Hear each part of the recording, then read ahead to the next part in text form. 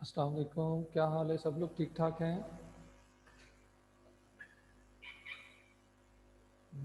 Setting ज़रा थोड़ा सा जी।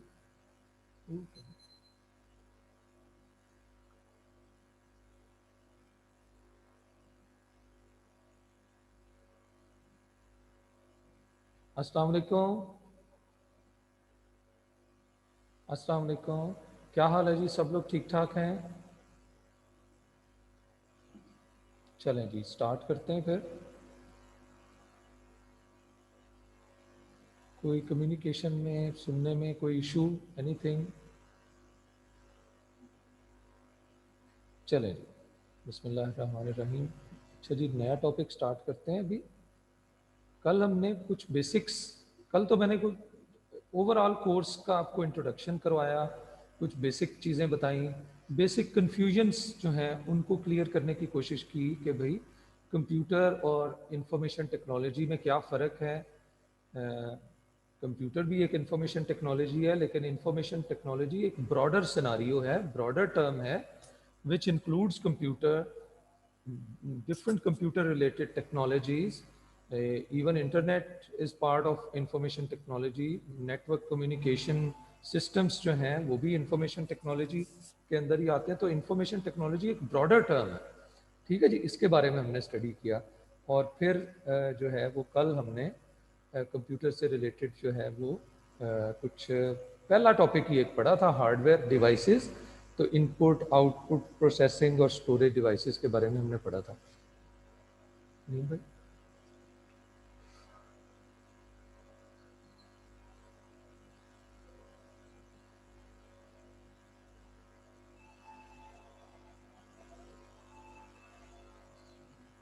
अच्छा जी, शाहजेब क्या क्वेश्चन है भाई? शाहजेब बेटा आप पूछ लें question, what ever you want अस्सलाम टू वालेकुम सर। आस्क। वालेकुम सलाम। सर इनपुट में ये कैमरा माउस और आउटपुट में प्लॉटर, इन दोनों का थोड़ा पता नहीं है, ये बता दें किस लिए यूज बता दें, होती हैं और हाँ क्या हाँ है। बताते हैं, नो प्रॉब्लम। अभी तो कल तो हमने जस्ट ये भी टॉपिक ही पढ़े थे, अब आगे इन्हीं की डिटेल्स पढ़ेंगे इंशाल्लाह। मतलब ये पूरा चैप्टर इसी के बारे में ही है। मतलब इसमें इनपुट डिवाइसेस का भी होगा टॉपिक, आउटपुट डिवाइसेस का भी होगा, प्रोसेसिंग डिवाइसेस का भी होगा, स्टोरेज डिवाइसेस का भी टॉपिक होगा। तो काफ़ी डिटेल से हम ना पढ़ेंगे इंशाल्लाह, ओके सर। ठीक है। No worry, no worry. मैं अभी मतलब वन लाइनर बता देता हूँ। प्लॉटर जो है ना, ये खास किस्म का प्रिंटर होता है और मतलब ये आउटपुट डिवाइस है, प्रिंटर ही है लेकिन ये स्पेशल किस्म का प्रिंटर होता है जो आमतौर पर मैप्स वगैरह को प्रिंट करने के लिए, मशीन्स के डिज़ाइन वगैरह, जो लाइनों से डिज़ाइन वगैरह बनते हैं ना, घरों के नक्शे वगैरह हो गए, उसको प्रिंट करने के लिए यूज़ किया जाता है। बहरहाल इसकी और भी कुछ टाइप्स हैं। और दूसरा आपने पूछा था कि इनपुट डिवाइसेस, कीबोर्ड और माउस तो इनपुट डिवाइसेस हो गई, तो ठीक है। लाइट पेन, इस तरह की सारी इनपुट डिवाइसेस होती हैं। तो इंशाल्लाह डिटेल से इसको पढ़ते हैं। अच्छा, कल मैंने आपको मतलब चार हमने हार्डवेयर के अंदर चीज़ें पढ़ी कि हार्डवेयर में इनपुट डिवाइसेस भी हैं जिसके ज़रिए से हम कंप्यूटर को डेटा इनपुट करते हैं, आउटपुट डिवाइसेस हैं जिसके ज़रिए से कंप्यूटर हमें प्रोसेस्ड रिजल्ट्स प्रोवाइड करता है, क्योंकि कंप्यूटर डेटा प्रोसेस करने वाली एक मशीन है। तो जब डेटा प्रोसेस कर लेता है, प्रोसेस्ड रिजल्ट्स जो हैं वो हमें आउटपुट डिवाइस के ज़रिए से कंप्यूटर प्रोवाइड करता है। और कंप्यूटर के अंदर सबसे मेन जो चीज़ है वो असल में क्या है, वो कंप्यूटर का सीपीयू है, यानी कंप्यूटर का मेन जो प्रोसेसिंग यूनिट है, सेंट्रल प्रोसेसिंग यूनिट, ठीक है जी। और कंप्यूटर में डेटा को अगर इन फ्यूचर आप यूज़ करना चाहते हैं, चाहे वो सिंपल डेटा हो, चाहे वो प्रोसेस डेटा हो, यानी चाहे वो डेटा हो चाहे वो इंफॉर्मेशन हो, उसको इन फ्यूचर अगर आपने यूज़ करना है तो फिर उसके लिए स्टोरेज डिवाइसेस, ठीक है।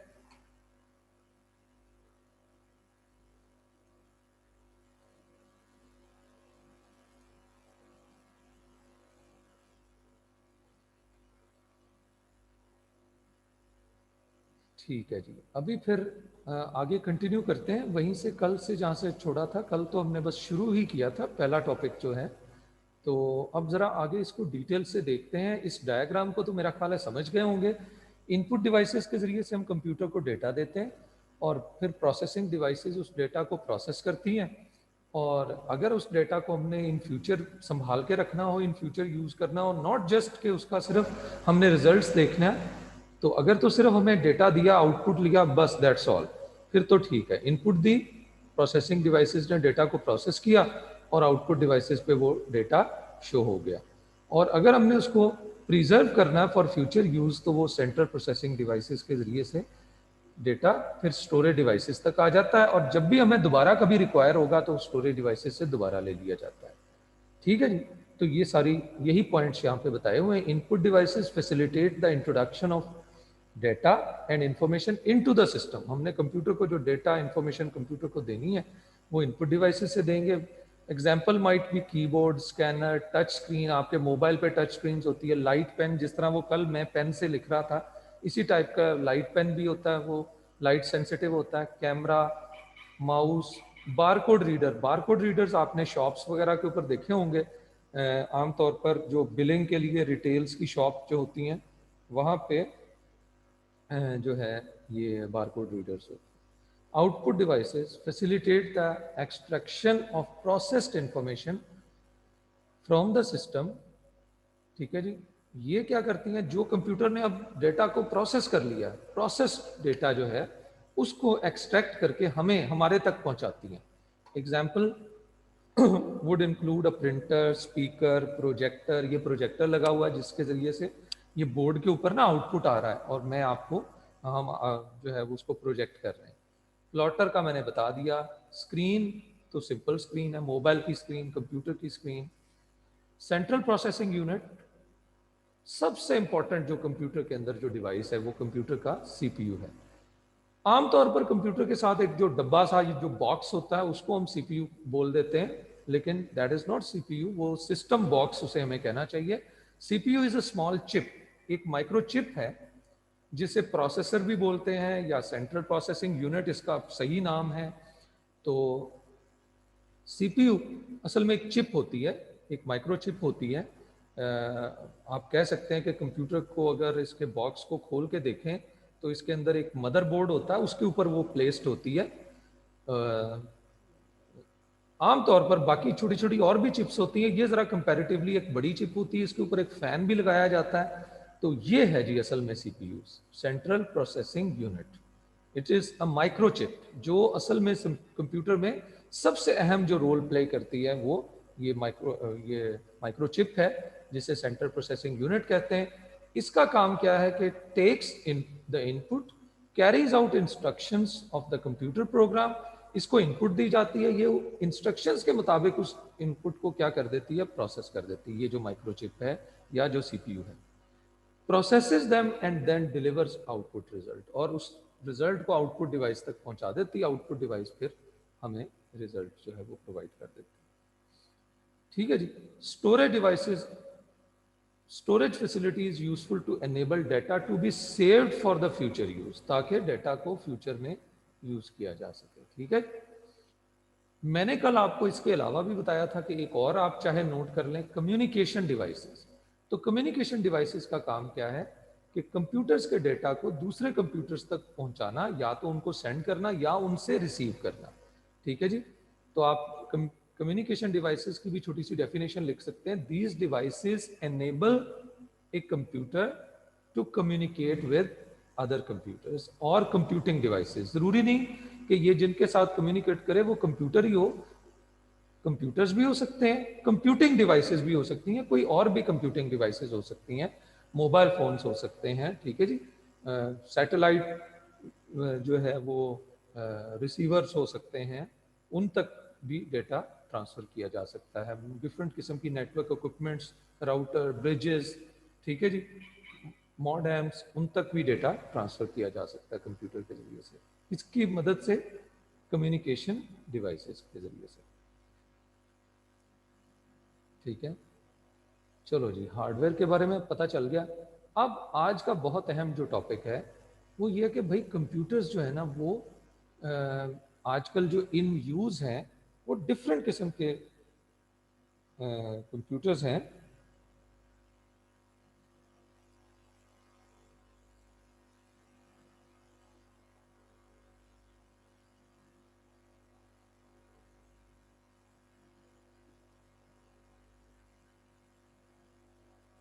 अच्छा जी, बिजनेस ऑर्गेनाइजेशंस के अंदर डिफरेंट किस्म के कंप्यूटर्स जो हैं वो यूज़ होते हैं। तो आज का हमारा जो पहला टॉपिक है डिफरेंट टाइप्स ऑफ कंप्यूटर। हम कंप्यूटर की डिफरेंट टाइप्स जो हैं वो यहाँ पे आज स्टडी करेंगे।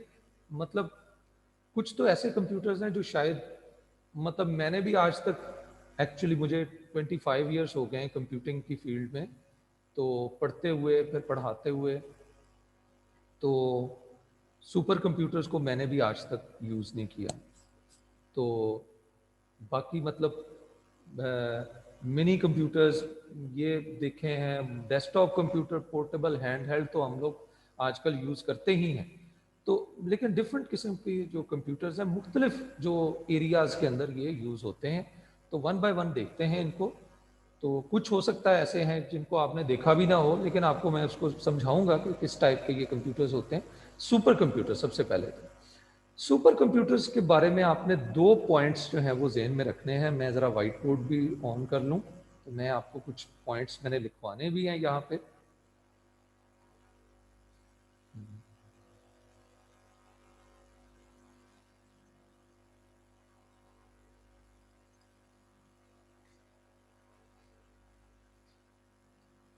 Just a minute.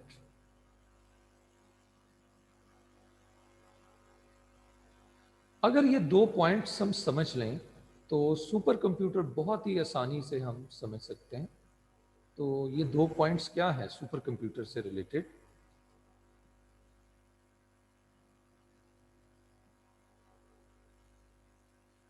भाई सुपर कंप्यूटर, सबसे पहली बात तो ये है कि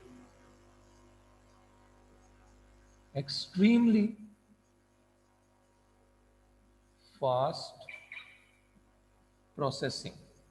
पहली बात तो ये कि प्रोसेसिंग बहुत ही फास्ट करते हैं। मैंने वेरी फास्ट नहीं लिखा, फास्ट नहीं लिखा, वेरी फास्ट नहीं लिखा, बल्कि मैंने यहां पे लिखा एक्सट्रीमली फास्ट प्रोसेसिंग। यानी मेन ऑब्जेक्टिव एक सुपर कंप्यूटर का यह है कि बहुत फास्ट प्रोसेसिंग करनी है।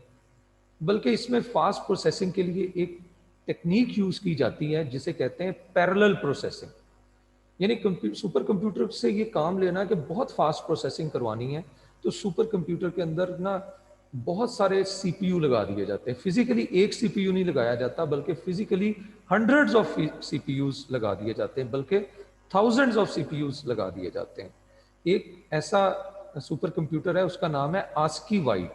उसमें 8192 सीपीयूज लगे हुए हैं एक जो है सुपर कंप्यूटर में। एक और डीप ब्लू सी के नाम से सुपर कंप्यूटर है, उसमें 70,000 सीपीयूज लगे हुए हैं, यानी वो चिप्स लगी हुई हैं, माइक्रो चिप जो है। तो वो पैरेलल एक ही वक्त में प्रोसेस कर रही होती है। तो इस तरह से बहुत फास्ट, एक्सट्रीमली फास्ट प्रोसेसिंग इसका ऑब्जेक्टिव है। ठीक है जी, पहली बात तो ये मेरा ख्याल है फॉलो कर गए होंगे कि बहुत फास्ट डेटा को प्रोसेस करते हैं सुपर कंप्यूटर। इनका मेन जो ऑब्जेक्टिव है वो यही है, और इसके लिए पैरेलल प्रोसेसिंग भी की जाती है, यानी मल्टीपल प्रोसेसर्स लगा के वो एकदम इकट्ठे काम कर रहे होते हैं। अच्छा, फिर सिर्फ फास्ट ही प्रोसेसिंग नहीं करनी, फास्ट प्रोसेसिंग भी करनी है, और प्रोसेसिंग भी कौन सी प्रोसेसिंग करनी है? जो बहुत कॉम्प्लेक्स है, एक्सट्रीमली कॉम्प्लेक्स प्रोसेसिंग।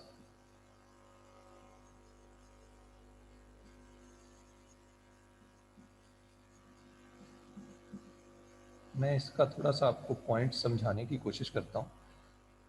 अगर आपको मैथ्स के टीचर कोई मैथ्स का कोई क्वेश्चन दे दें, तो सिंपल सा क्वेश्चन दे दें, तो वो एक्सपेक्ट करेंगे कि आप जल्दी से चलो इसको प्रोसेस कर लोगे।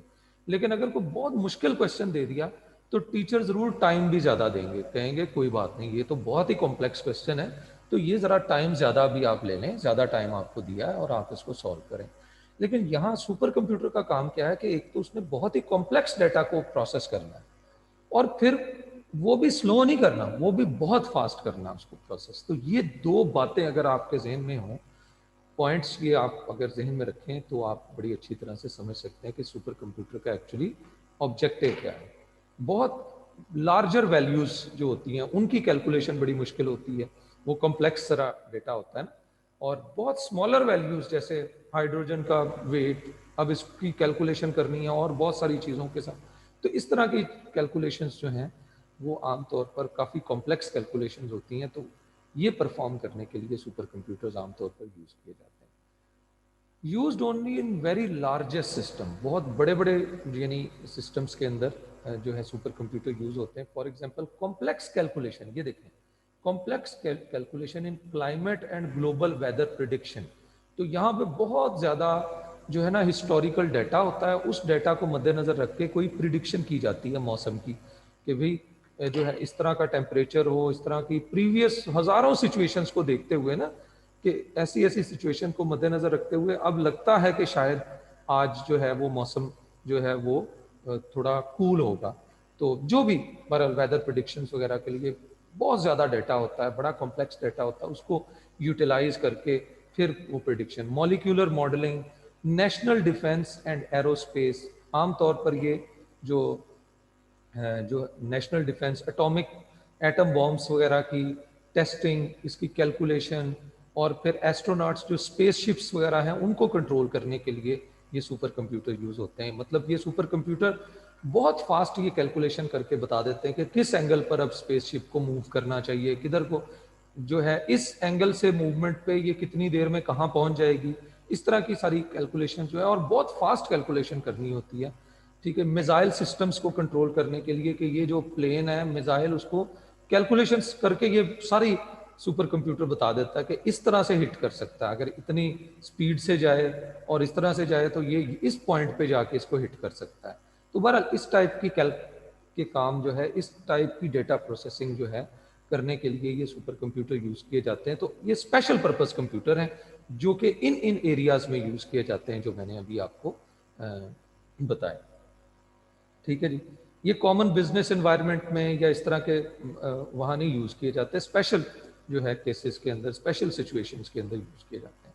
Main frame computers, the most powerful computer typically found in multinational and other large businesses. तो अब ये है जी बिजनेस कंप्यूटर, बल्कि IBM कंपनी ने जो है ये जो आजकल मतलब आज तकरीबन पिछले 50 साल से दुनिया की one of the popular company जो कि कंप्यूटर बनाती है उनमें से है IBM। तो ये जो कंपनी है इसका नाम ही इंटरनेशनल बिजनेस मशीन्स है। तो यानी इसने, ये उन कंपनीज में से हैं जिन्होंने सुपर कंप्यूटर नहीं, sorry, main frame computer, mini computer, micro computers बनाए, और इनकी बहुत ज़्यादा सेल है। आज से 30-40 साल 50 साल पहले भी इनकी बहुत ज़्यादा सेल थी कंप्यूटर्स की। तो ये ज़्यादा बिजनेस कंप्यूटर्स, तो शुरू में 1970s के अंदर तो कंप्यूटर को समझा ही बिजनेस मशीन समझा जाता था, या बिजनेस मशीन या साइंटिफिक मशीन 70s में। 80s में जाके फिर कंप्यूटर को मतलब बहुत सारी यूनिवर्सिटीज़ में, कुछ रिसर्च के इदारों में कंप्यूटर जो है इंट्रोड्यूस हुए बिजनेस कंपनीज के अलावा, और फिर 90s में जाके कंप्यूटर्स जो है ना लोगों ने घरों में भी यूज़ करना शुरू कर दिए। ठीक है जी, बल्कि आप कह सकते हैं 80s के बाद जो है हमारे मुल्क में तकरीबन 90s में, और इंटरनेशनली 80s के अंदर कंप्यूटर्स फिर घरों में भी यूज़ होने शुरू हो गए, कॉलेजेस, स्कूल्स वगैरह में। तो यानी ये एक एजुकेशनल मशीन और एंटरटेनमेंट मशीन भी बन गई। लेकिन कंप्यूटर जो है 70s के अंदर, 60s के अंदर, ये कंप्यूटर एक बिजनेस मशीन तो था, साइंटिफिक मशीन तो था, but it was not an educational machine या एंटरटेनमेंट मशीन। ठीक है जी, मल्टीपर्पज नहीं था, मतलब लाइफ के डिफरेंट हिस्सों में ज़्यादातर बिजनेसेस के अंदर ही यूज होता है। ठीक है जी, चलो, तो मेन फ्रेम कंप्यूटर्स के बारे में अब कुछ पॉइंट्स लिखवाऊंगा आपको।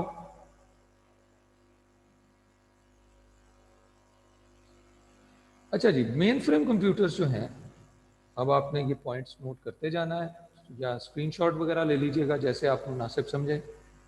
तो मेन फ्रेम कंप्यूटर्स के बारे में मैं 5-6-7 पॉइंट्स आपको बताऊंगा। पहली बात तो ये मल्टी यूजर्स कंप्यूटर होते हैं। लो जी, ये पहले अब आपको बात समझाऊं, क्योंकि हम लोग आजकल जो कंप्यूटर यूज करते हैं वो है सिंगल यूजर कंप्यूटर, ये मल्टी यूजर कंप्यूटर होते थे। जरा थोड़ा सा इस डायग्राम को भी समझना है। बिजनेस कंपनी क्या करती थी 60s में 70s में, ये 60s और 70s में पॉपुलर रहे। 60s 70s, यानी इस दौर में ये बहुत पॉपुलर है।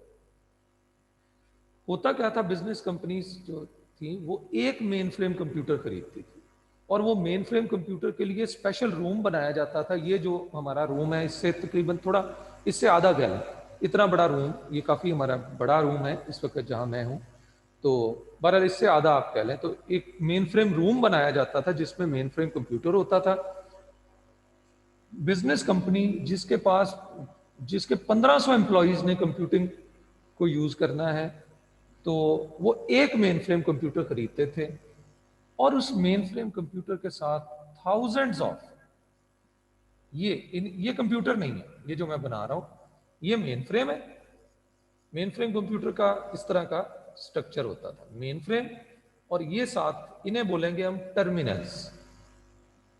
ये कंप्यूटर नहीं है, टर्मिनल सिर्फ इनपुट देते थे मेन फ्रेम को और सारा डेटा मेन फ्रेम प्रोसेस करता था, स्टोर भी करता था और इनको आउटपुट भी दे देता था टर्मिनल्स। तो इस तरह से थाउजेंड्स ऑफ टर्मिनल्स, इसीलिए मैंने इसको लिखा मल्टी यूजर। एक मेन फ्रेम कंप्यूटर होता था, बहुत सारे यूजर्स के डेटा को हैंडल कर रहा होता था, प्रोसेस कर रहा होता था। ठीक है जी, तो इसलिए ये मल्टी यूजर कंप्यूटर्स थे। और मल्टी यूजर कंप्यूटर्स जो हैं ये कितने यूजर्स को सपोर्ट करते थे? Thousands of users.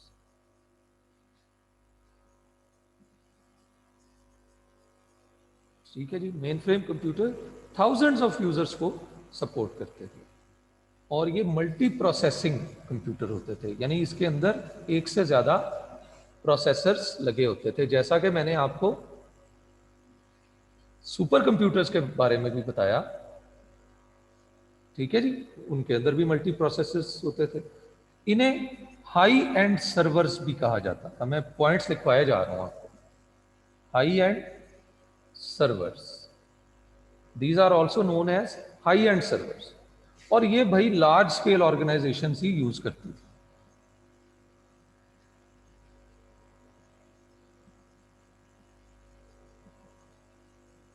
ठीक है,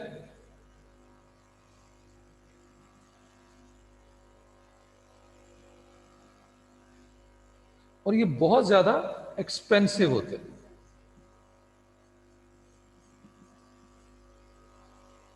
तो ये कुछ कैरेक्टरिस्टिक्स मैंने मेन फ्रेम कंप्यूटर्स की बताई। तो मेन फ्रेम कंप्यूटर्स सिर्फ बिजनेस पर्पज के लिए मोस्टली यूज होते थे। मल्टी यूजर्स, जिनके पास बहुत ज़्यादा यूजर्स होते थे, मतलब जिस कंपनी के जिन्होंने मुख्तलिफ पॉइंट्स के ऊपर डेटा को कलेक्ट करके उसको प्रोसेस करना होता था, तो वहाँ पे ये जो है यूज होते थे। ठीक है जी, 60s और 70s में बहुत पॉपुलर रहे, थाउजेंड्स ऑफ यूजर्स को सपोर्ट करते थे, मल्टी प्रोसेसर्स इसमें लगे होते थे, हाई एंड सर्वर्स इन्हें कहा जाता था, लार्ज स्केल ऑर्गेनाइजेशंस यूज करती थी, एक्सपेंसिव होते थे, मल्टीनेशनल या लार्ज स्केल ऑर्गेनाइजेशन।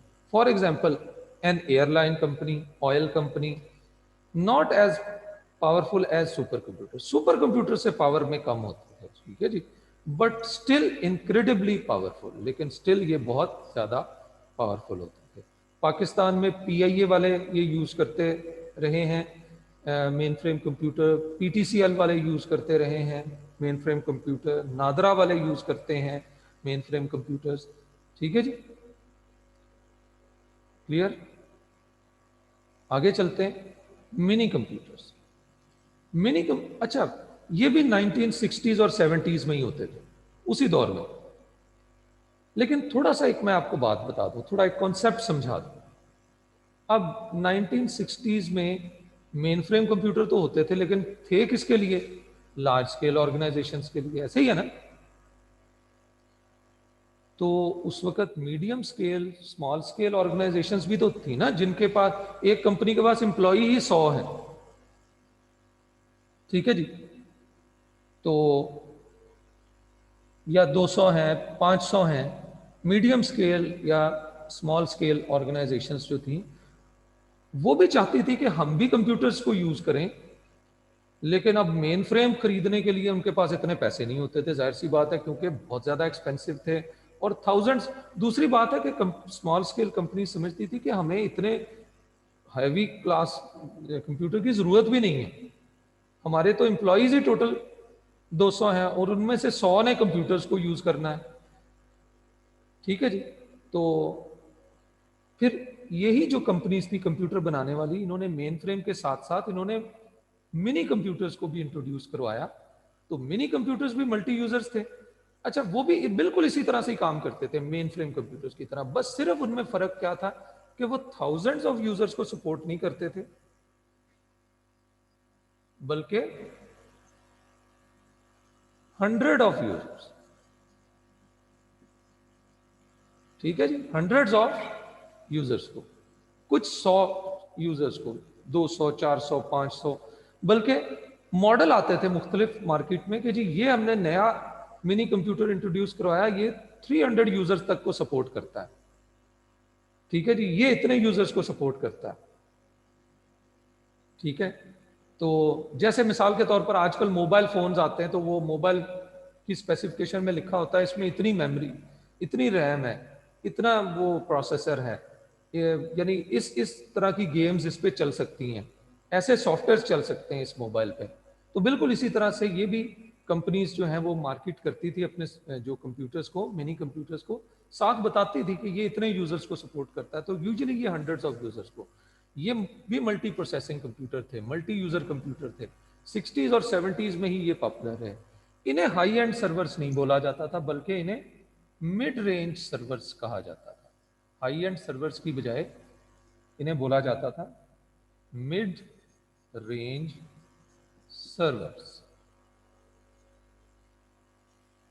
ठीक है जी, ये लार्ज स्केल ऑर्गेनाइजेशंस नहीं यूज करती थी, बल्कि मीडियम टू स्मॉल स्केल।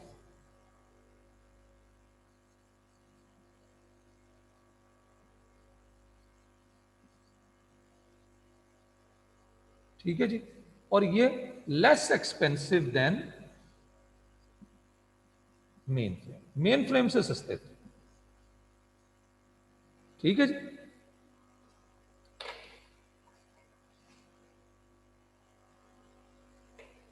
लो जी, अब हमें मिनी कंप्यूटर्स का भी पता चल गया। देखते हैं बुक क्या कहती है। Less powerful than main frame computer, although not portable like smaller models.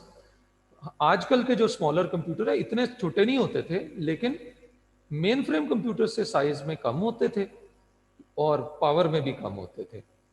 ठीक है जी। And used in business transaction processing, और ये भी बिजनेस कंपनीज ही यूज करती थी आमतौर पर, यानी ये पर्सनल कंप्यूटर नहीं होते थे कि किसी बंदे ने अपने लिए कोई कंप्यूटर खरीद लिया। तो ये जो इसके बाद ये जो कंप्यूटर्स आए ना, ये फिर असल में ये पर्सनल कंप्यूटर्स के तौर पर भी यूज हुए। जस्ट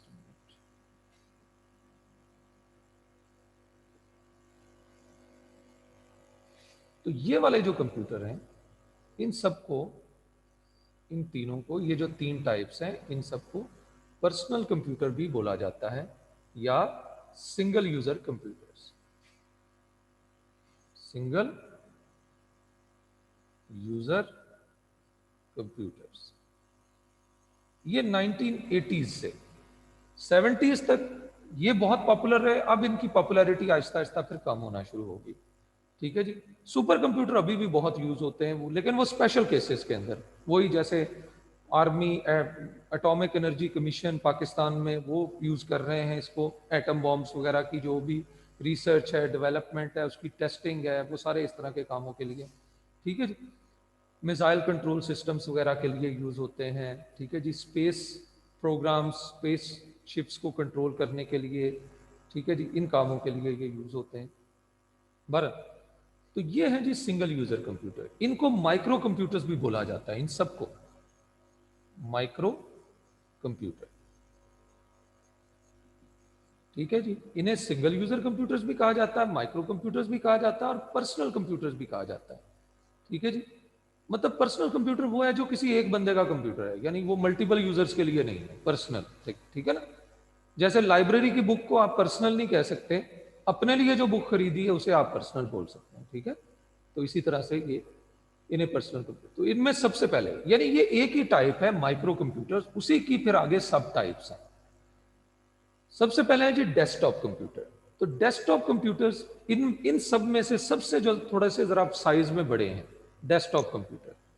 तो डेस्कटॉप कंप्यूटर वो है जिसको आप कैरी करना आपके लिए जरा मुश्किल है, इसको आप किसी डेस्क पे फिक्स करेंगे, सेट करेंगे, जो आजकल हम घरों में कंप्यूटर यूज करते हैं। Computer placed at the users desk with its own processing capability, जिसके पास अपनी प्रोसेसिंग कैपेबिलिटी हो, usually a keyboard, mouse, screen. ठीक है जी। इन्हें पीसीज भी बोलते हैं, पर्सनल कंप्यूटर्स भी बोलते हैं। PCs can operate as stand alone computer और they may be linked as terminal. ये बड़ी अहम बात है जो मैं अभी आपको बताना चाहूंगा। ये पीसीज जो है, अगर आप इसको अपने रूम में कहीं, अपने ऑफिस में कहीं रखा हुआ और आप इसे यूज कर रहे हैं और वो कनेक्टेड नहीं है किसी के साथ, तो उसे हम कहेंगे स्टैंड अलोन कंप्यूटर। ऐसा कंप्यूटर जो सिंगल यूजर कंप्यूटर हो, जिसको हम अपने पर्पज के लिए यूज कर रहे हो और वो किसी और के साथ कनेक्टेड नहीं हो, तो उसे हम कहेंगे स्टैंड अलोन कंप्यूटर। ठीक है जी। और इनको लिंक भी कर सकते हैं। अब आजकल एक और टेक्निक भी अब यूज हो रही है कि जिन कंपनीज के पास मेन फ्रेम कंप्यूटर्स हैं, वो अपने मेन फ्रेम कंप्यूटर्स को तो यूज कर ही रहे हैं, अब वो माइक्रो कंप्यूटर, ये जो डेस्कटॉप कंप्यूटर्स हैं, इनको एज ए टर्मिनल, यानी desktop computer as a terminal भी यूज हो सकता है। फिर फायदा क्या होगा जब एज ए टर्मिनल ये यूज होगा? ये अपने डाटा को खुद भी प्रोसेस कर सकता है। जो पहले टर्मिनल्स यूज होते थे उन्हें डम टर्मिनल्स भी कहा जाता था, जब माइक्रो कंप्यूटर नहीं आए थे, तो वो अपने डाटा को प्रोसेस नहीं कर सकते थे। लेकिन मेन फ्रेम कंप्यूटर्स वगैरह के साथ अगर हम माइक्रो कंप्यूटर को एज ए टर्मिनल लगा दें, तो ये माइक्रो कंप्यूटर अपने डाटा को खुद भी प्रोसेस कर सकते हैं और जब कभी ज्यादा प्रोसेसिंग की जरूरत हो तो उसको मेन फ्रेम कंप्यूटर से भी प्रोसेस करवा सकते हैं। तो ये बड़ा एक फायदा है। तो ये पॉइंट असल में मैं समझाना चाह रहा था कि micro computer can be used as a stand alone computer, यानी इसको हम किसी से कनेक्ट किए बगैर अपने तौर पर भी इस्तेमाल कर सकते हैं, or they may be linked as terminal to a network where the PC function as an input-output device, but the processing is executed by another device on the network। तो ऐसा भी किया जा सकता है कि ये जो है किसी दूसरे कंप्यूटर से भी प्रोसेसिंग अपने डेटा की करवा रहे हो, खुद भी कर सकते हैं और दूसरे कंप्यूटर से, यानी मेन फ्रेम से या सर्वर कंप्यूटर से भी करवा सकते हैं। अभी सर्वर के बारे में पढ़ेंगे। वैसे 2 दफा ये वर्ड यूज किया है, high and server, mid range server, ये हमने यूज किया है वर्ड। ठीक है जी। तो इसको डिटेल से देखते हैं, अभी आएगा, सर्वर का टॉपिक आएगा इंशाल्लाह। मेरा ख्याल है ये तो पता चल गया होगा डेस्कटॉप का। उसके बाद है पोर्टेबल। तो बस ये भी डेस्कटॉप ही है, सिमिलर कॉन्सेप्ट टू पीसी, ये भी पीसी जैसे ही है but much smaller and portable. बस इनको थोड़ा सा स्मॉल कर दिया गया, जैसे हमारे लैपटॉप्स वगैरह हैं। ठीक है जी। लैपटॉप्स या नोटबुक कंप्यूटर्स, ये भी सिंगल यूजर कंप्यूटर ही हैं, ये भी पर्सनल कंप्यूटर ही हैं, लेकिन बस ये इनमें जरा थोड़ा सा साइज को कॉम्पैक्ट करने की कोशिश की गई है ताकि पोर्टेबिलिटी बढ़ जाए, लोग अपने साथ अपने कंप्यूटर्स को इनको कैरी कर सकें। ठीक है जी। थोड़ा सा प्रोसेसिंग पावर भी कम, जाहिर सी बात हो जाए, क्यों आमतौर पर जो लैपटॉप है वो इतने ज्यादा पावरफुल नहीं होते जितने के स्पेशल किस्म के डेस्कटॉप कंप्यूटर्स होते हैं। ठीक है जी। क्योंकि वही बात है कि इक्विपमेंट्स का उसमें थोड़ा उसको क्योंकि साइज को कम करना होता है, तो कुछ कंप्रोमाइजेस करके कोशिश की जाती है कि ठीक है जितनी ज़्यादा प्रोसेसिंग बढ़ाई जाए वो किया जाता है, लेकिन कुछ चीज़ों पे कंप्रोमाइज़ करते हुए। लेकिन डेस्कटॉप कंप्यूटर में क्योंकि हमारे पास ये रिस्ट्रिक्शन नहीं होती, तो इसमें हैवी गेमिंग कार्ड्स और ग्राफिक कार्ड्स और प्रोसेसर्स, ठीक है जी, वो रैम्स के मॉड्यूल ज़्यादा लगा दिए जाते हैं, जिससे आमतौर पर ये फिर ज़्यादा हाई परफॉर्मेंस होते हैं। हैंड हेल्ड कंप्यूटर, ये भी उसी किस्म में आएंगे, माइक्रो कंप्यूटर में, यानी सिंगल यूजर कंप्यूटर्स के अंदर ही। लेकिन ये ऐसे कंप्यूटर्स हैं जिनको आप मतलब अपने हाथ में यूज, टैब्स हो गए, पीडीएस काफ़ी पहले, पर्सनल डिजिटल असिस्टेंट, ये काफ़ी यूज होते थे। ठीक है जी। और आजकल के जो मोबाइल फोन्स हैं, स्मार्टफोन्स, ये भी इसी कैटेगरी के अंदर आएंगे। आजकल के जो स्मार्टफोन है वो भी पूरे का पूरा कंप्यूटर ही है। ठीक है जी।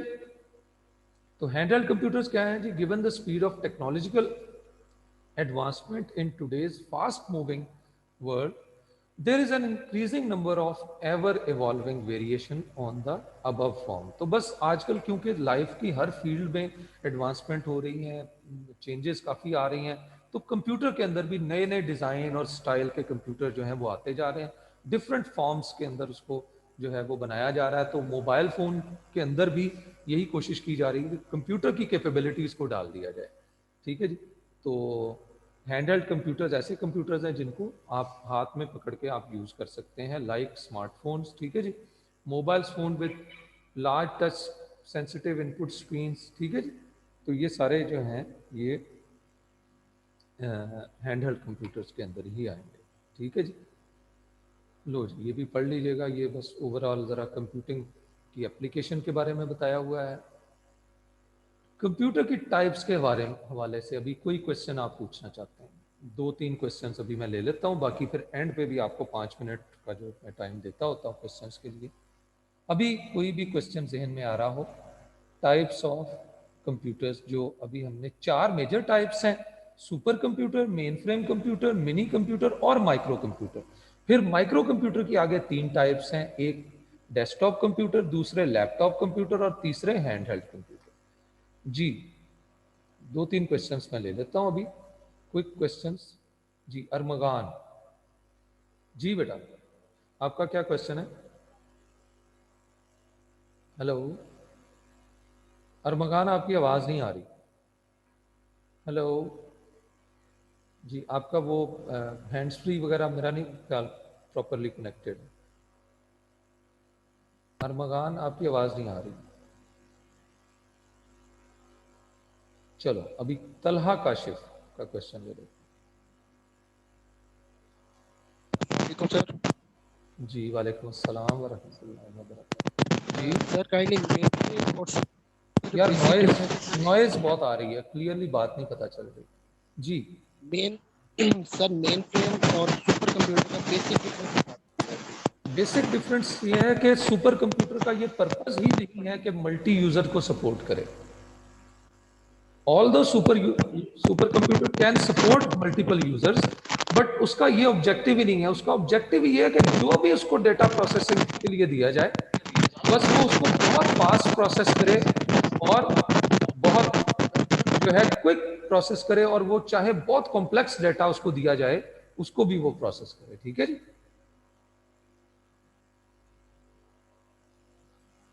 लेकिन मेन फ्रेम का काम ही ये है कि वो मल्टीपल यूजर्स को सपोर्ट करे। जी, अली हमजा। अस्सलाम वालेकुम सर। वालेकुम अस्सलाम। सर ये सुपर कंप्यूटर में मॉलिक्यूलर मॉडलिंग का वर्ड यूज हुआ है, तो इसका मॉलिक्यूल, मीनिंग बता दें सर, पर्पस। बस इसका पर्पस ये, जैसे मैंने आपको बताया था ना, हाइड्रोजन के मॉलिक्यूल का जो वेट होता है वो बहुत कम होता है। तो मॉलिक्यूलर मॉडलिंग एक असल में एक प्रोसेस है जिसमें के मॉलिक्यूल्स जो हैं ये कैसे इंटरेक्ट करेंगे, ठीक है जी, किस तरह से ये वर्क करेंगे, इसका रिएक्शन क्या होगा। अच्छा, जो चीज़ें हम प्रैक्टिकली कर रहे होते हैं ना, सुपर कंप्यूटर में करके वो बता देता है मॉलिक्यूलर इंटरनल मॉडल पे क्या इम्पैक्ट होगा इस चीज का। इस तरह के कामों के लिए ये यूज होता और सर ये हम जो सी कंप्यूटर को इनपुट देते हैं, वो जी। जो सी मतलब हमारे आउटपुट देता है, वो आउटपुट जो सी इनपुट से ज्यादा होगी हमारे पास। नहीं, ये तो डिपेंड करता है। मैं एक छोटा सा और वो अगर कॉन्सेप्ट आप एक्सट्रैक्ट होके आएगी, एक्सट्रैक्ट कॉन्सेप्ट होके आएगी तो पहले आउटपुट ज्यादा नहीं आएगी। पहले समझ लेना, समझे बात, समझे। ये इट डिपेंड्स ऑन, मैं एक छोटा एक वन लाइनर आपको बता रहा हूं कि एक इनपुट से, यानी कुछ आपने इनपुट डेटा है आपका, उस डेटा से आप कई किस्म की आउटपुट जो है जनरेट कर सकते हैं। मिसाल के तौर पर 5 और 10 ये इनपुट है। अगर आप इस पे प्लस का प्रोसेस करें तो आपको आंसर आएगा 15। 5 इस पे दूसरा माइनस का प्रोसेस करें तो आंसर आएगा -5। अगर मल्टीप्लाई करने का प्रोसेस करें तो आंसर आएगा 50। ठीक है जी। डिवाइड करेंगे, 5 डिवाइडेड बाय 10, तो ये 0.5 आएगा। ठीक है जी। तो यानी यस सर। सेम इनपुट के ऊपर सेम इनपुट से डिफरेंट किस्म की आउटपुट जो है वो जनरेट की जा सकती है। ठीक है जी। तो बिल्कुल ठीक हो गया सर। ऐसा है कि इनपुट से आउटपुट बहुत ज्यादा ली जा सकती है। ठीक है जी, ठीक हो। चलो आगे कंटिन्यू करते हैं। अब नेक्स्ट टॉपिक शुरू करते हैं। अगला हमारा टॉपिक है सिस्टम आर्किटेक्चर। इसको भी कोशिश करनी है कि आज हम ये भी कंप्लीट कर लें। सिस्टम आर्किटेक्चर, अच्छा ये देखें, ये भी एक, ये मैंने आपको स्पेशली आर्किटेक्चर बना के समझाया कि भाई इसका जो हम लोग आजकल कंप्यूटर यूज करते हैं वो तो जस्ट अपना कंप्यूटर है, एक यूजर है और वो उसको उस पर अपना काम कर रहा होता है। लेकिन 60s और 70s में बिजनेस कंपनीज जो है इस तरह के आर्किटेक्चर में कंप्यूटिंग करती रही। यानी वो एक कंप्यूटर खरीदती थी बहुत हाई क्लास, और उसके साथ बस टर्मिनल अटैच कर देते थे। सारी डेटा प्रोसेसिंग कहाँ होती थी? इस मेन प्लेस पे। तो ये कंप्यूटिंग का, डेटा प्रोसेसिंग का एक आर्किटेक्चर है। यानी ये सिस्टम आर्किटेक्चर ये बताता है कि किसी भी सिस्टम के अंदर, किसी बिजनेस कंपनी के अंदर, किसी बिजनेस सिस्टम के अंदर डेटा प्रोसेसिंग कैसे होती है। तो ये एक सिस्टम आर्किटेक्ट, मतलब ये आप कह सकते हैं कि ये मेन फ्रेम कंप्यूटर है, और इस तरह के सिस्टम आर्किटेक्चर में मेन फ्रेम कंप्यूटर को यूज किया जाता है। ठीक है, सिस्टम आर्किटेक्चर को आप कह सकते हैं स्ट्रक्चर। एक बिजनेस सिस्टम का वो कंप्यूटिंग स्ट्रक्चर, उसके अंदर कैसे डेटा प्रोसेसिंग जो है वो की जाती है। The term system architecture refers to the way in which components of a computer system such as printer, PC and storage devices are linked together and how they interact। तो system architecture क्या बताता है कि किस तरीके से, यानी system architecture से हमें यह पता चलेगा कि किसी भी बिजनेस कंप्यूटिंग सिस्टम के अंदर कंप्यूटर्स आपस में कैसे कनेक्टेड है, कैसे डेटा को प्रोसेस कर रहे हैं, कौन ज्यादा डेटा को प्रोसेस कर रहा है, कौन नहीं कर रहा, कौन कम कर रहा है। तो ये सारा कुछ कौन डिफाइन करता है? सिस्टम का आर्किटेक्चर। जिस तरह किसी घर का आर्किटेक्चर ये डिफाइन करता है कि कहाँ पे कौन सा बेडरूम है, कौन सा जो है वो जो है कारपोर्च है, कौन सा लॉन है, कौन सा जो है वो स्टोर है, कौन सा किचन है। बिल्कुल इसी तरह से सिस्टम आर्किटेक्चर भी ये डिफाइन करता है कि how the computing equipments will be connected in a computer system and how they will interact, और कैसे वो आपस में इंटरैक्ट करेंगे। ठीक है, तो सबसे पहले देखते हैं सेंट्रलाइज आर्किटेक्चर। ये जो मैंने अभी आपको दिखाया था ये सेंट्रलाइज आर्किटेक्चर है। अगर किसी भी कंपनी का जो कंप्यूटिंग सिस्टम है उसके अंदर डेटा प्रोसेसिंग सिर्फ एक जगह पे हो रही है बस, और बाकी जितने भी पॉइंट्स हैं वहां से डेटा को कलेक्ट किया जा रहा हो या डेटा एंटर किया जा रहा हो, प्रोसेसिंग सिर्फ एक जगह पे हो रही हो, एक पॉइंट के अलावा कहीं और ना हो रही हो, तो ऐसे आर्किटेक्चर को कहेंगे, हम कहेंगे कि ये जो कंपनी है ना ये मेन फ्रेम को यूज कर रहे हैं, टर्मिनल्स को यूज कर रहे हैं, और उनको यूज करते हुए किस आर्किटेक्चर के मुताबिक डेटा को प्रोसेस कर रहे हैं? ये सेंट्रलाइज आर्किटेक्चर को फॉलो करते हुए डेटा प्रोसेसिंग कर रहे हैं। A centralized architecture involves all decisions and processing being performed on a central computer। जहां कहीं तमाम डिसीजन, तमाम डेटा की प्रोसेसिंग जो है वो किसी सेंट्रल कंप्यूटर के ऊपर हो रही हो, उसे हम कहेंगे कि ये आर्किटेक्चर जो है, ये कौन सा आर्किटेक्चर है? ये सेंट्रलाइज आर्किटेक्चर। ठीक है, क्यों जी, बात क्लियर हो रही? कोई भी ऐसा कंप्यूटिंग सिस्टम या किसी बिजनेस कंपनी का कंप्यूटिंग एनवायरनमेंट जहां तमाम की तमाम डेटा प्रोसेसिंग किसी एक कंप्यूटर, सिंगल, वो देखें लिखा हुआ सिंगल सेंट्रलाइज कंप्यूटर, किसी एक कंप्यूटर के ऊपर, आमतौर पर वो मेन फ्रेम होगा या वो मिनी कंप्यूटर होगा। तो मेन फ्रेम और मिनी कंप्यूटर ये जो दोनों हैं ये कहाँ यूज होते रहे हैं? जहां पे सेंट्रलाइज आर्किटेक्चर लोग यूज करते थे। लेकिन मैं अभी आपको बताऊंगा डिसेंट्रलाइज में या डिस्ट्रीब्यूटेड आर्किटेक्चर में भी ये यूज होते हैं, लेकिन वहां एक डिफरेंस आएगा, वो मैं अभी आपको समझाता हूं। जहां तमाम की तमाम डेटा प्रोसेसिंग, याद रखें, किसी सिंगल मेन कंप्यूटर के ऊपर हो रही हो, तमाम के तमाम डेटा प्रोसेसिंग के डिसीजंस जो हैं वो कोई मेन कंप्यूटर ले रहा हो और बाकी कंप्यूटर सिर्फ डेटा इनपुट कर रहे हैं, या बाकी टर्मिनल सिर्फ डेटा इनपुट कर रहे हो और आउटपुट ले रहे हो, ऐसे आर्किटेक्चर को कहेंगे सेंट्रलाइज आर्किटेक्चर। डिसेंट्रलाइज आर्किटेक्चर क्या है? अब मैं फिर उसी डायग्राम पे जा रहा हूं। अब मैं कह रहा हूं कि हमने ना इस मेन फ्रेम के साथ एक दो 10-15 टर्मिनल्स लगा दिए और 50 हमने इसके साथ माइक्रो कंप्यूटर्स लगा दिए। ज़हन में रखना है, वही पर्सनल कंप्यूटर। हमने पढ़ा हुआ है कि पर्सनल कंप्यूटर्स को as a stand alone computers को भी यूज कर सकते हैं और किसी मेन फ्रेम के साथ, किसी सर्वर कंप्यूटर के साथ अटैच भी कर सकते हैं। तो अब इसके अंदर हमने 50 जो है ना जी, इसी इन्वायरमेंट में अब हमने 50 माइक्रो कंप्यूटर भी लगा दिए और वो माइक्रो कंप्यूटर जो है उनको कुछ डाटा प्रोसेस करने की अथॉरिटी उन माइक्रो कंप्यूटर्स को दे दी, क्योंकि वो प्रोसेस कर भी सकते हैं। आम टर्मिनल्स जो होते हैं, जो डम टर्मिनल्स हैं, वो डाटा को प्रोसेस नहीं कर सकते। वो सिर्फ टर्मिनल है जिससे इनपुट दी जा सकती है या आउटपुट ली जा सकती है। वो डिपेंडेंट होते हैं टर्मिनल तमाम। किसके ऊपर डिपेंडेंट होते हैं जी? वो मेन फ्रेम के ऊपर या सेंट्रल कंप्यूटर जो भी होगा उस पर डिपेंडेंट होते हैं। लेकिन अगर कोई ऐसा इन्वायरमेंट हो जहां पे मेन फ्रेम भी कुछ डाटा को प्रोसेस कर रहा हो और कंप्यूटर अपने अपने डाटा को खुद भी प्रोसेस कर रहे हो, यानी अब इसने अपनी प्रोसेसिंग की अथॉरिटी थोड़ी बहुत क्या कर दी, डिस्ट्रीब्यूट कर दी। जरूरी नहीं है कि अब सेंट्रल कंप्यूटर मेन फ्रेम हो, वो मिनी कंप्यूटर भी हो सकता है और इवन वो पावरफुल माइक्रो कंप्यूटर भी हो सकता है। ये भी हो सकता है कि ये मेन फ्रेम ही ना हो, कोई पावरफुल माइक्रो कंप्यूटर। आजकल वैसे आमतौर पर स्मॉल स्केल कंपनीज के अंदर अब मेन फ्रेम या मिनी कंप्यूटर भी इवन यूज ही नहीं होते, बल्कि कंपनीज क्या करती हैं, एक पावरफुल माइक्रो कंप्यूटर ले लेती हैं, उसको एज ए मेन कंप्यूटर के तौर पर यूज करती हैं। वाकई वो बाकी कंप्यूटर से जरा ज्यादा डेटा को प्रोसेस कर रहा होता है और ये बाकी कंप्यूटर्स अपने अपने डेटा को खुद प्रोसेस कर रहे होते हैं। ये भी पूरे कंप्यूटर्स होते हैं। कौन से? माइक्रो कंप्यूटर, वही डेस्कटॉप कंप्यूटर्स या लैपटॉप कंप्यूटर। ये अपने अपने डेटा को खुद भी प्रोसेस कर रहे होते हैं और कुछ कुछ डेटा ये इससे भी प्रोसेस करवा लेते हैं या इसके पास भी स्टोर कर लेते हैं। लेकिन अब देखें, अब वो मेन फ्रेम वाली बात नहीं रही कि मेन फ्रेम तो सारे का सारा डेटा खुद प्रोसेस करता था। अब भी हालांकि सेंट्रल कंप्यूटर मौजूद है, लेकिन वो सारे के सारे डेटा को खुद नहीं प्रोसेस करता। ये कंप्यूटर अपने अपने डेटा को कुछ ना कुछ खुद भी प्रोसेस कर रहे होते हैं। ऐसे आर्किटेक्चर को क्या कहते हैं? Decentralize architecture. आजकल जो आर्किटेक्चर है वो डिसेंट्रलाइज आर्किटेक्चर ज्यादा पॉपुलर है। ठीक है जी।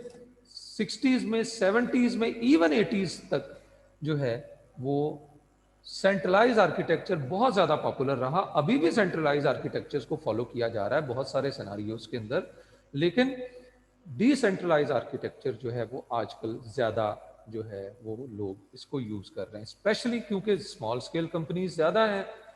लार्ज स्केल कंपनीज तो दुनिया में थोड़ी सी होंगी ना जी, ऐसे इसका एक जो है वो स्ट्रक्चर बनता है, तो उसके बाद फिर मीडियम स्केल्स होंगी। स्मॉल स्केल्स क्योंकि ज्यादा है तो वहां पे ज्यादातर डिसेंट्रलाइज आर्किटेक्चर ही यूज किया जाता है। इवन लार्ज और मीडियम स्केल ऑर्गेनाइजेशन में भी अब आजकल डिसेंट्रलाइज आर्किटेक्चर ही यूज हो रहा है। Decentralized architecture spreads the processing power throughout the organization at several different locations. अब क्या किया decentralized architecture में कि प्रोसेसिंग पावर सेंट्रल कंप्यूटर के पास भी है, लेकिन उसको डिस्ट्रीब्यूट कर दिया, spreads the processing power throughout the organization at several different locations. अब क्या किया? अब डेटा को प्रोसेस करने की पावर इसके पास भी है और इनके पास भी थोड़ी थोड़ी पावर है। यहां पे ऐसे कंप्यूटर लगा दो जिनके पास खुद भी थोड़ी थोड़ी डेटा को प्रोसेस करने की पावर है। तो इस तरह का जो आर्किटेक्चर होगा उसे डिसेंट्रलाइज, और एक और नाम भी मैं इसको दे देता हूं, इसे डिस्ट्रीब्यूटेड आर्किटेक्चर भी कहा जाता है।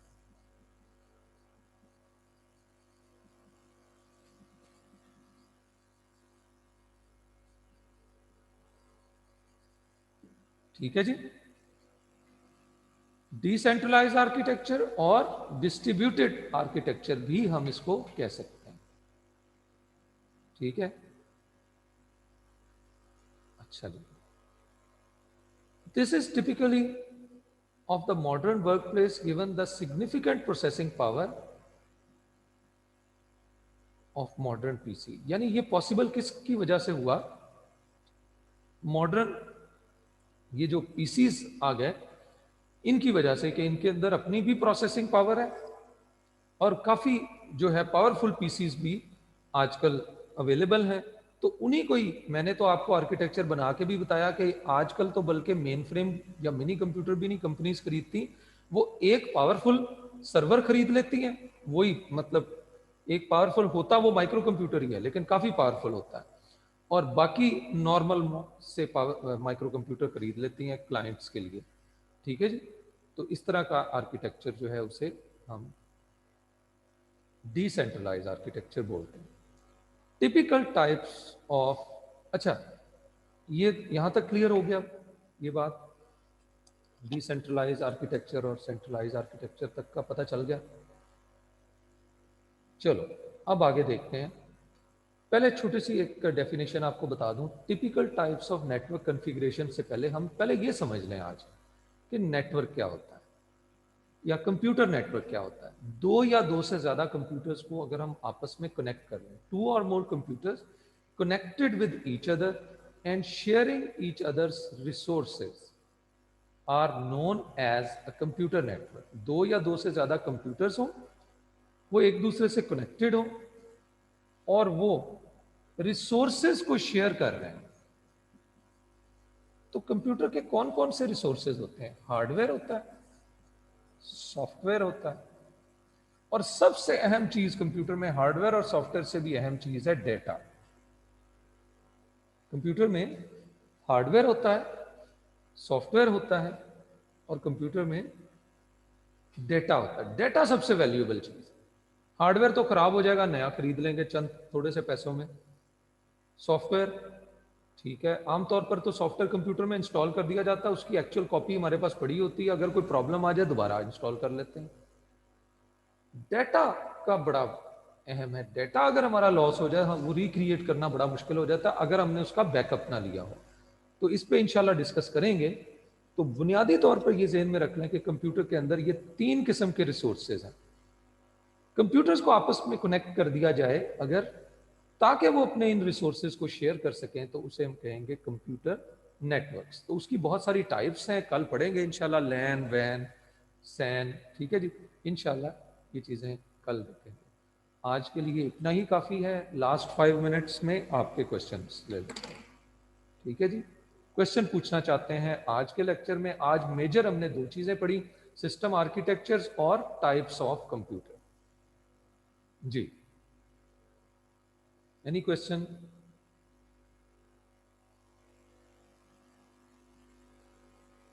आज के लेक्चर के हवाले से बेटा कोई भी क्वेश्चन आप पूछना चाहते हैं आप पूछ सकते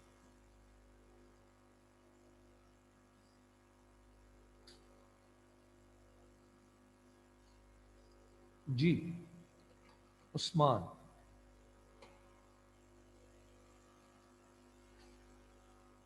सर सेंट्रलाइज थोड़ा रिपीट कर दें। बस सेंट्रलाइज में बेटा यही ज़हन में रखना है कि कोई भी ऐसा कंप्यूटिंग एनवायरनमेंट हो जहां तमाम के तमाम डेटा प्रोसेसिंग कोई एक कंप्यूटर कर रहा हो, और बाकी जो इक्विपमेंट्स हैं वो डेटा इनपुट या इनपुट दे सकें, आउटपुट ले सकें, लेकिन डेटा को प्रोसेस ना कर सकें। प्रोसेसिंग का काम जो है वो सारा किसी एक प्लेस के ऊपर हो रहा हो। तो ऐसे जो है वो हम इन्वायरमेंट को, ऐसे कंप्यूटिंग आर्किटेक्चर को हम कहेंगे कि ये सेंट्रलाइज आर्किटेक्चर है। तो मेन फ्रेम कंप्यूटर्स वगैरह यूज ही सेंट्रलाइज आर्किटेक्चर के लिए होते थे, क्योंकि ये बहुत पावरफुल थे। तो कंपनीज कहती थी बस हमने पावरफुल मेन फ्रेम कंप्यूटर ले लिया, अब और लेने की जरूरत ही नहीं है, इसके साथ बहुत सारे टर्मिनल्स अटैच कर देते हैं और वो इसको इनपुट देते रहेंगे, ये प्रोसेस करके रिजल्ट देता जाएगा, मेन फ्रेम या फिर मिनी कंप्यूटर्स। ठीक है जी।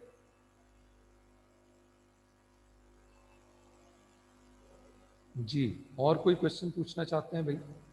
आप में से कोई भी क्वेश्चन पूछना चाहता है आज के लेक्चर के हवाले से? कोई भी बात पूछना चाहते हैं आप पूछ सकते हैं। चलें जी, मेरा ख्याल है सबको समझ आ गया। ठीक है, ओके जी, फिर आज के लिए इतना ही काफ़ी है। अल्लाह हाफिज़।